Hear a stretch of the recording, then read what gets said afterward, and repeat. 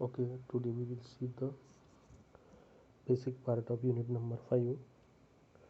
So basically there are three passive components available, R, C and L. All the three are linear components. Amongst them L and C are the frequency dependent component. Thus to have change in the frequency, that is frequency modulation, L and C are used. To vary the value of L is difficult as compared to vary C.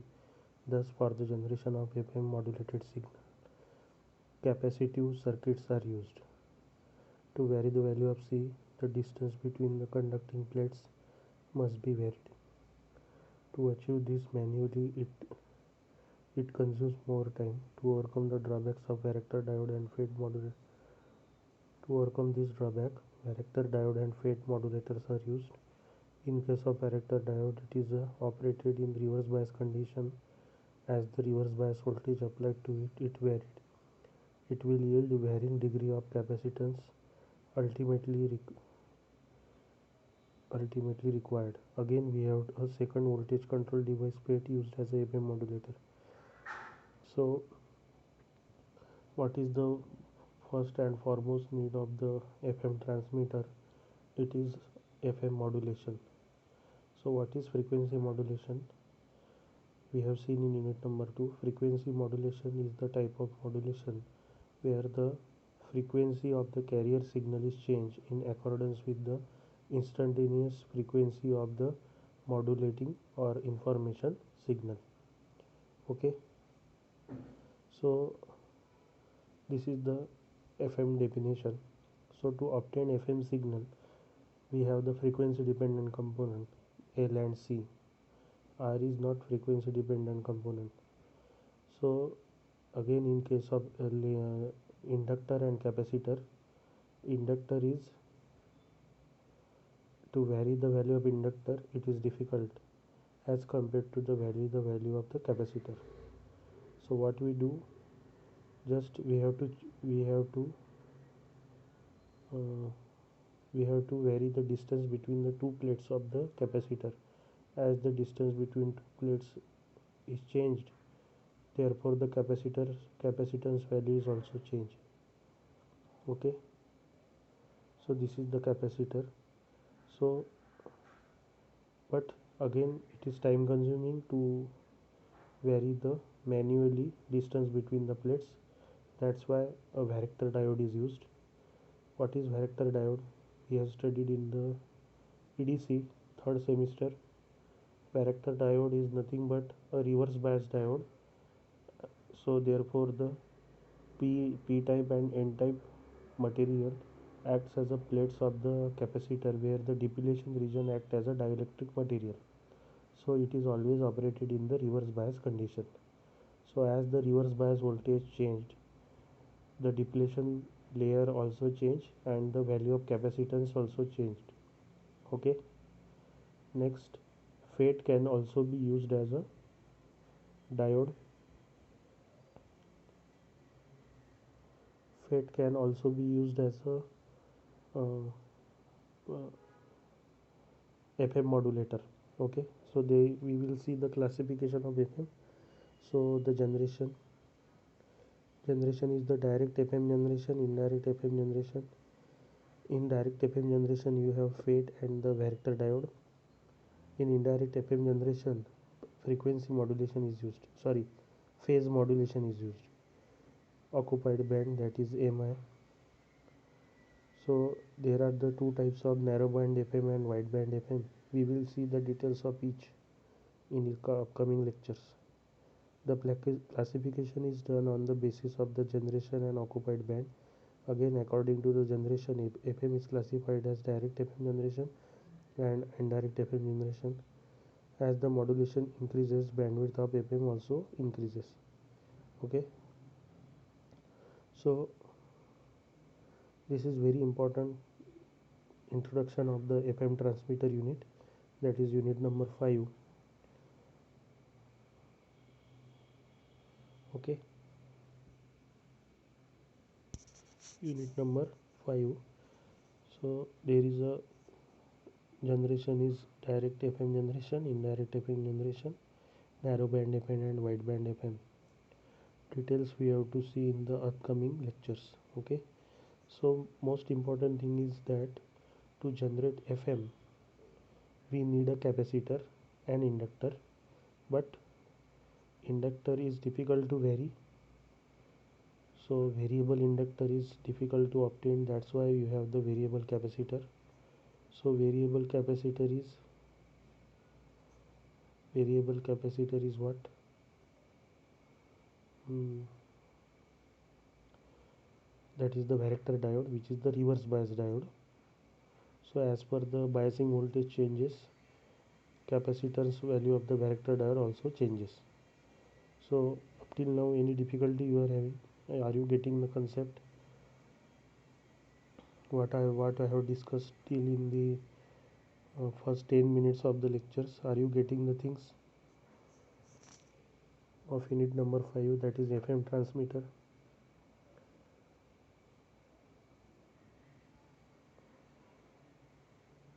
Any question up till now?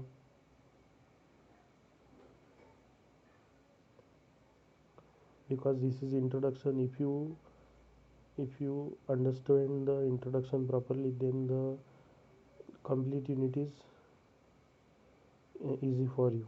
Okay, I think only 2 students are present, no problem. So we will move forward. So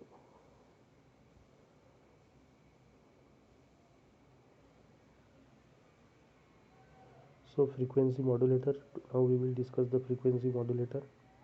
The basic concept of FM is to vary the carrier frequency in accordance with the modulating signal. Modulating signal यानी information signal, ये हमने definition हमने पहले ही देखा है. The carrier is generated by the LC oscillator, Hartley and Colpitts oscillator. These oscillators are mostly used. In LC oscillator, the carrier frequency is fixed by the components of the tune circuit. The carrier frequency may be changed by varying either inductance or capacitance of the tank circuit. The oscillator whose frequency is varied by means of the voltage is known as the voltage controlled oscillator. That is, in the short form, it is known as the VCO. The VCO can be used to generate carrier according to the modulating signal. To produce FM, such circuits are applied which converts a modulating voltage into corresponding change in the capacitance inductance of the oscillator tank circuit. The primary requirement of the frequency modulator is a variable output frequency with variation instantaneous value of the modulating voltage. There are a number of devices whose reactance can be varied by the application of the voltage. The two-terminal device is a varactor diode, and the three-terminal device includes FET and BJT. If such devices is placed across the tank circuit of the LC oscillator, and the tank is tuned so that when modulating signal is not applied, the oscillator frequency is equal to the desired carrier frequency. Thus, after the application of the modulating voltage, FM will be produced. The larger the amplitude of the modulating voltage, larger the reactance variation and thus the frequency deviation.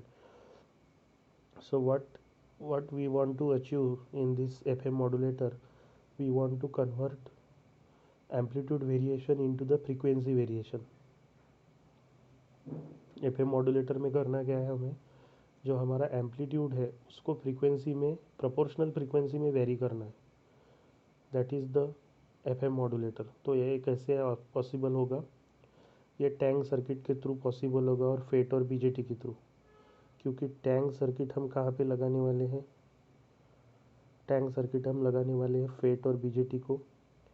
Fate और BJT को हम modulating signal apply करेंगे. Modulating signal apply करेंगे हम fate और BJT के बाद क्या होगा फिर? जैसे ही टैंक सर्किट हम फेट और BJT के आउटपुट साइड में लगाएंगे, what will happen? As per the change in the amplitude of the modulating signal, we will get the change in the frequency of the carrier signal. Okay, so that is the FM modulator, that is frequency modulation. Okay लेकिन हमें ये prove करना पड़ेगा कि ये सच में होता है. It is not like a theoretical knowledge that just we are writing the sentence and that is complete. ऐसा नहीं है. हमें इसको प्रूव करना है कि यस ऐसा करने से मॉड्यूलेशन होता है। So that is our task. तो वही हम आगे वाले पार्ट में देखने वाले हैं। देखो,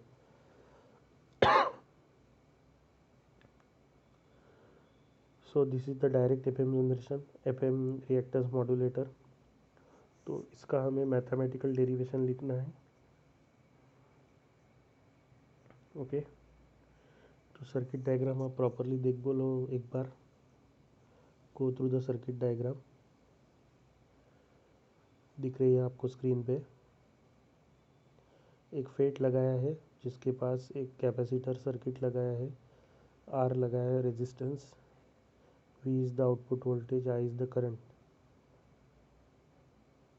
okay, so we will start our discussion. The FET reactance modulator is used for the direct generation of FM. Above circuit behaves as a reactance that may be connected across the tuned circuit of the oscillator to produce FM. To calculate impedance of Z means impedance of the FET, a voltage V is applied to terminal A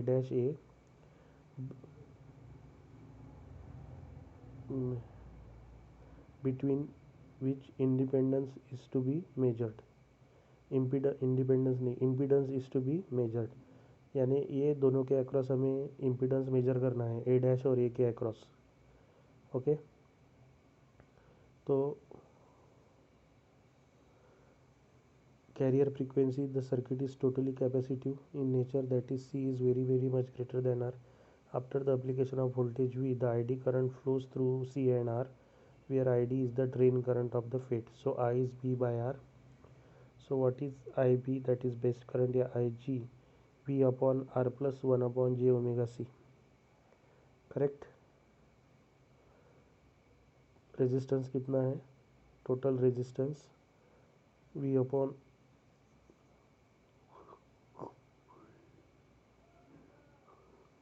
I G equals to या I B equals to V upon R plus 1 plus J omega C, which is equals to V upon R minus J omega C. अब 1/J को हम क्या लिख सकते हैं? 1/J को हम क्या लिख सकते हैं? Simply directly we can write 1 upon R minus J omega C, which is equals to 1 upon R minus J X C. इसमें कुछ डिफ़िकल्टी है क्या यहाँ तक? हमें डेरिवेशन देखना है कि यस करेक्टली ये change in the voltage corresponding to change in the current ऐसा करता है, ये हमें प्रूव करना है.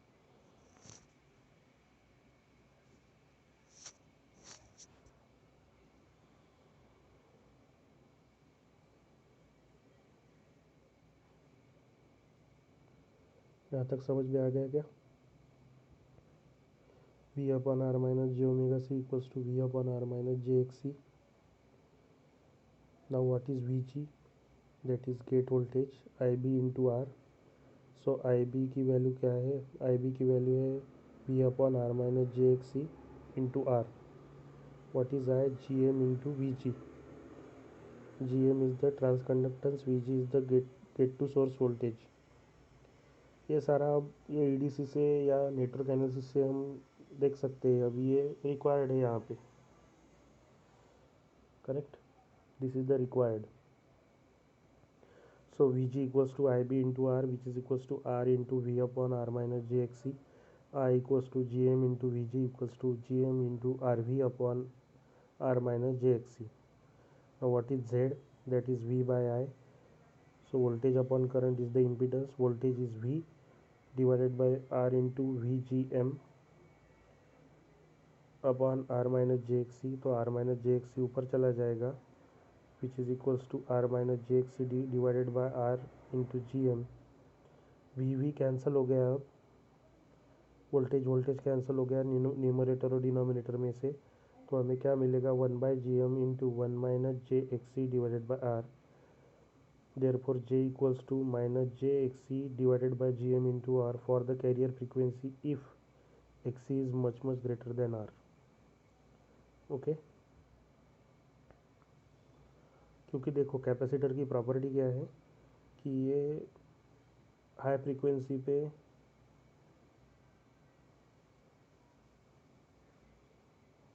ओके, सो हाई फ्रीक्वेंसी पे ज़्यादा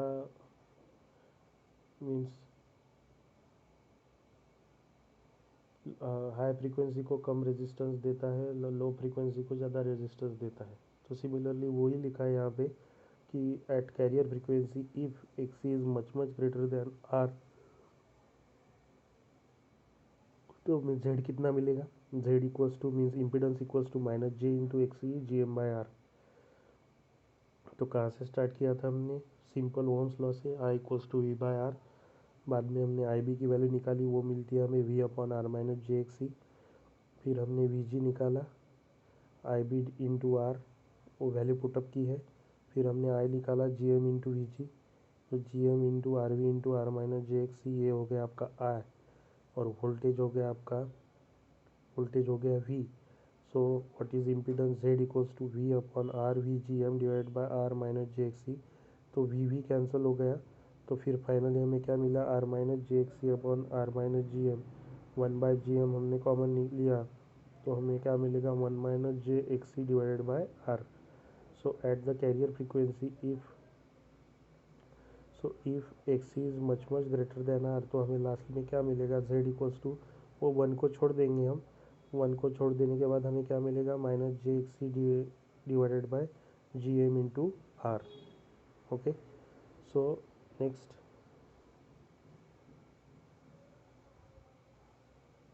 सो हमें लास्टली क्या मिलेगा, देखो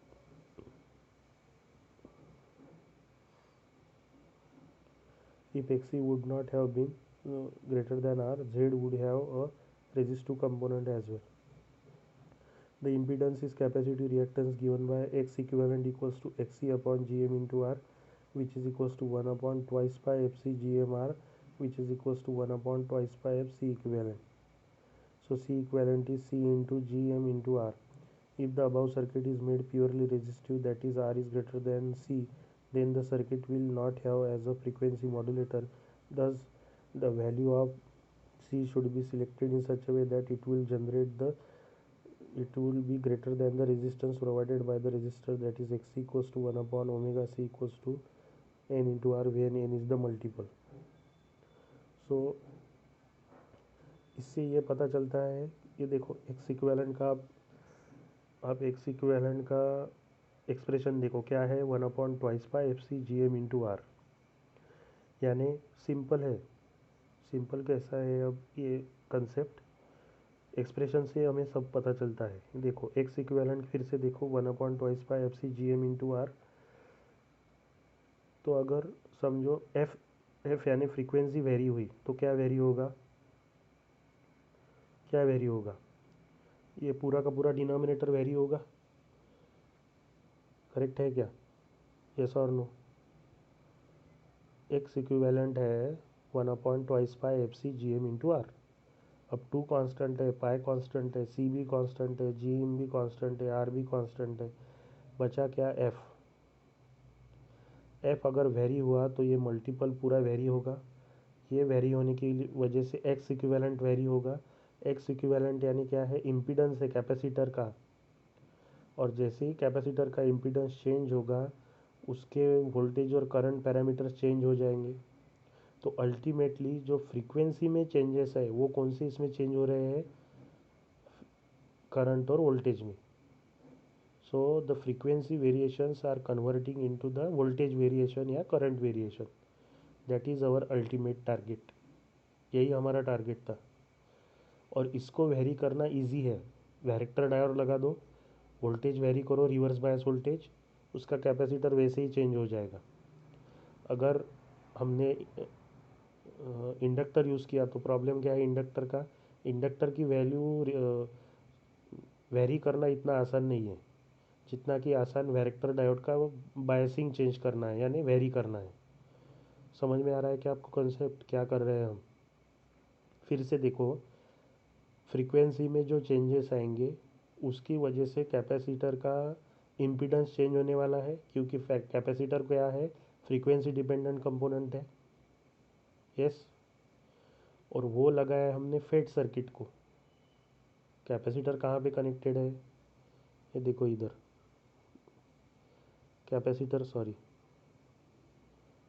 कैपेसिटर कहाँ पे कनेक्ट है, फेड को।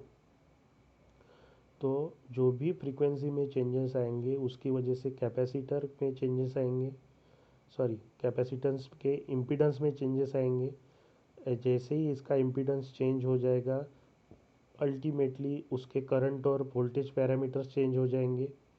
So what is the what is the conclusion of this discussion is, when you change the frequency means when the frequency is changed, क्योंकि फ्रीक्वेंसी मॉड्यूलेशन में फ्रीक्वेंसी चेंज होने वाली है।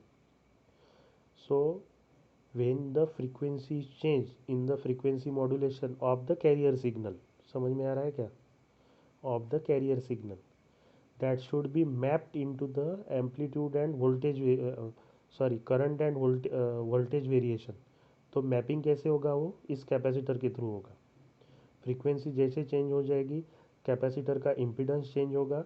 जैसे ही कैपेसिटर का इम्पीडेंस चेंज हो गया उसमें वोल्टेज और करंट में चेंजेस आएंगे, और वही वोल्टेज और करंट में चेंजेस जो है वही आपके फ्रीक्वेंसी डेविएशन के करस्पॉन्डिंग चेंजेस है।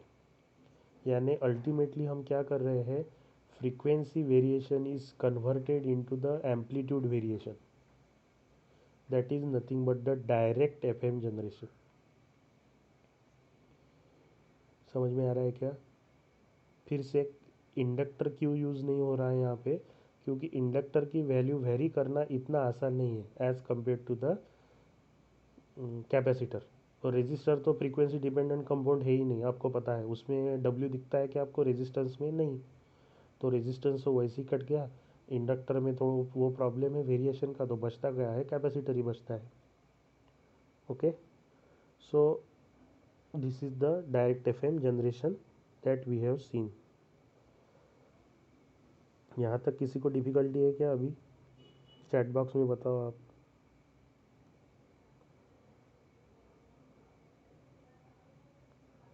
Any difficulty,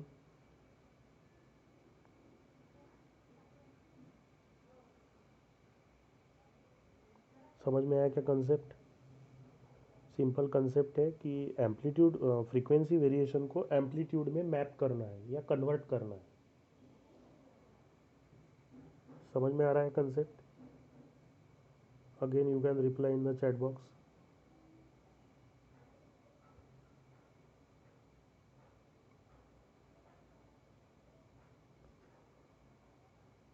okay, so Rushabh is saying yes, very good.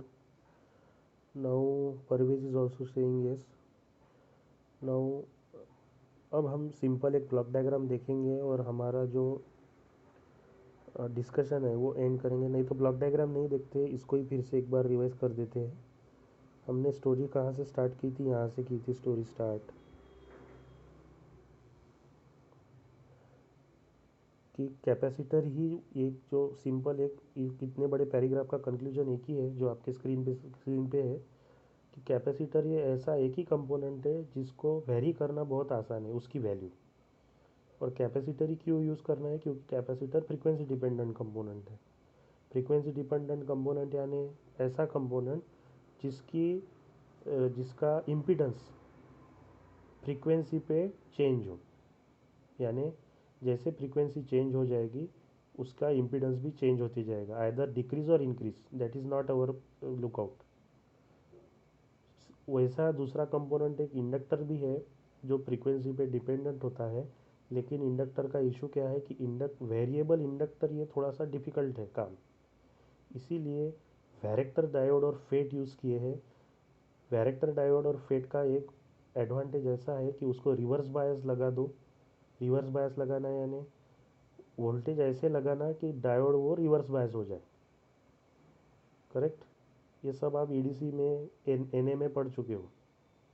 Okay, तो एक बार हमारे पास वैरेक्टर डायोड आ गया तो हम चेंजेस कर सकते हैं।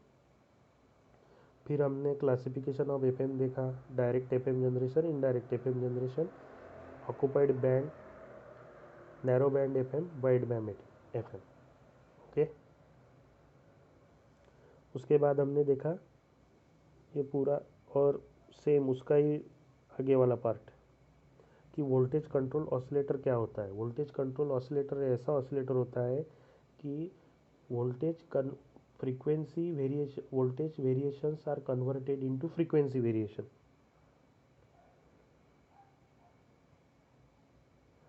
Simple definition है, the oscillator whose frequency is varied by means of the voltage is known as the voltage control oscillator। फिर हमने ये देखा कि कैपेसिटर और फेट हमें कैसे कैसे एफएम मॉड्यूलेशन करके देते हैं कि जैसे ही फ्रीक्वेंसी में चेंजेस होंगे वैसे ही कैपेसिटर का इम्पीडेंस चेंज होगा। जैसे ही कैपेसिटर का इम्पीडेंस चेंज हो गया, वोल्टेज और करंट कैपेसिटर के चेंजेस होते रहेंगे, और जैसे ही वोल्टेज और करंट चेंज हो गए तो हमें अल्टीमेटली जो हमारा एम है फ्रीक्वेंसी वेरिएशन को वोल्टेज और करंट वेरिएशन में लेके जाना। क्योंकि फ्रीक्वेंसी वेरिएशन डायरेक्टली हमें फिजिकल क्वांटिटी लगेंगी ना, फिजिकल क्वांटिटी लगेंगी ट्रांसमिट करने के लिए। फ्रीक्वेंसी है, फिजिकल क्वांटिटी है सिग्नल की। सिग्नल क्या है लेकिन अल्टीमेटली सिग्नल यानी क्या है? वोल्टेज है, नहीं तो करंट है, नहीं तो पावर है। समझ में आ रहा है क्या? सिंपल लैंग्वेज में सिग्नल लगेगा हमें ट्रांसमिट के लिए, सिग्नल को ही फ्रीक्वेंसी है, लेकिन डायरेक्टली हम फ्रीक्वेंसी ट्रांसमिट नहीं कर सकते। हमें एक सिग्नल तो चाहिए होगा ना, फ्रीक्वेंसी जिसकी एक आधी फ्रीक्वेंसी रहेंगी जिसको हमें ट्रांसमिट करना है। तो सिग्नल कौन से फॉर्म में होता है? सिग्नल एक तो वोल्टेज फॉर्म में होगा, नहीं तो करंट फॉर्म में होगा, नहीं तो पावर फॉर्म में होगा। तो अल्टीमेटली हमें करना क्या है कि वोल्टेज जो फ्रीक्वेंसी के चेंजेस है वो वोल्टेज और करंट के चेंजेस में लेके जाना है, और उसके लिए हमें हेल्प कौन करता है? कैपेसिटर हेल्प करता है। Okay, so today we will end our discussion and tomorrow we will see. आज ही बता देता हूँ मैं आपको, सॉरी आगे बढ़ गया लगता ज़्यादा मैं। Okay, screen is not visible. So tomorrow we will see the block diagram of FM transmitter and further details. Okay, so I will end this meeting and thank you for your presence.